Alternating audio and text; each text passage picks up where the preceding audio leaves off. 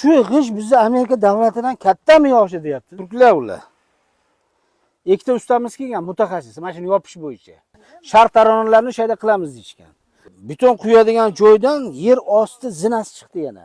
2018-yilda Rossiyadan seysmolog olimlar chaqirtirildi. Haqiqatan ham o'sha o'rta asrlar 1620-yillarda 9 balldan yuqori zilzila bo'lganligini ilmiy jihatdan ular ham tasdiqlashdi. Qomg'ishni ustida shu davrdagi odamni barmoq izi turibdi. Bunday qilib qo'ygan. Oyda turibdi hozir ko'ramiz. U paytda bu g'ish quyilganda, ana shu g'ish Amerika davlati bo'lmagan. Mudofaa devorining ustida turib, 13-asrgacha qatlam bu ko'tarilib chiqilgan. Men shuni so'ramagan ekanman. O'zini davrida 20 metr bo'lgan balandligi. Yuqori tagida hali siz aytgandek suv yo'li bor, nargi tomonga o'tgan.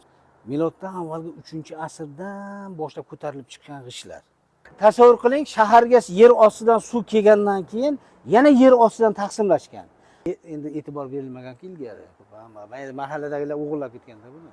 Avstraliyadan kelyapti. Avstraliya bilasizmi? Yeri bu janubda joylashgan Avstraliya. Zilzila tufayli yorilgan bo'lsa kerak dedim. Tomonda ham temirchilar mahallasi bor ekan.